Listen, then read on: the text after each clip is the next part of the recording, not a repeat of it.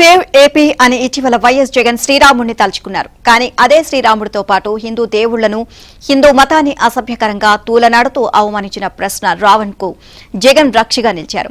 ఇది YCP mark తంత్రం. ఇక రావణ్ తో కలిసి రాష్ట్రంలో కులాలు మతాల మధ్య కాష్టం పండించే కుతంత్రం. తన ఛానల్ తో పాటు బహిరంగ వేదికపై నుంచి ఉప ముఖ్యమంత్రి పవన్ కళ్యాణ్ పై నీచమైన అసభ్యకరమైన వ్యాఖ్యలు చేయడంతో జనసేన నేతలు పలుచోట్ల రావణ్ పై పోలీసులకు ఫిర్యాదు చేశారు. దీనిపై కేసులు నమోదయ్యాయి. దర్యాప్తు క్రమంలో రావణ్ మరో అవతారం బయటపడింది. అదే హిందూ ద్వేషం.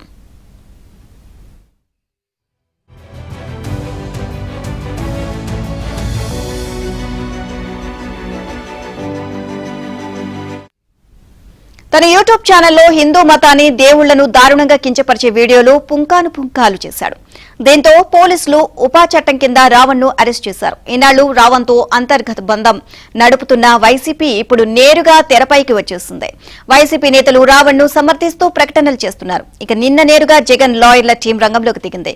గన్నవరం కోర్టులో రావణ్ తరపున వైసీపీ ఇంటి లాయర్ పొన్నవోలు సుధాకర్ రెడ్డి వకాల్తా పుచ్చుకున్నారు.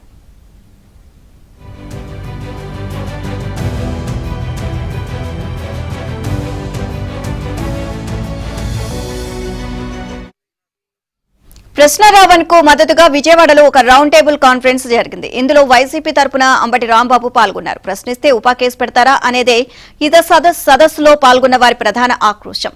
పవన్ కళ్యాణ్ పై చేసిన వ్యాఖ్యలకు సంబంధించి నమోదైన కేసులో ఏ ఒక్కదానిలోనూ రావణ్ కు కోర్టులు రిమాండ్ విధించలేదు. బెయిల్ ఇచ్చి పంపించాయి. కానీ ఉపా కేసు నమోదైంది పవన్ పై వ్యాఖ్యలు చేసినందుకో, ప్రభుత్వాన్ని ప్రశ్నించేందుకో కాదు. హిందూ మతాన్ని, హిందూ దేవుళ్లను, సనాతన ధర్మాన్ని నీచంగా దూషించడం, తద్వారా సమాజంలో విద్వేషాలు రగిల్చే కుట్రలకు పాల్పడడం. అందుకే ఉపా కేసు నమోదైంది. జోసెఫ్ రావణ్ కు కోర్టు రిమాండ్ విధించింది.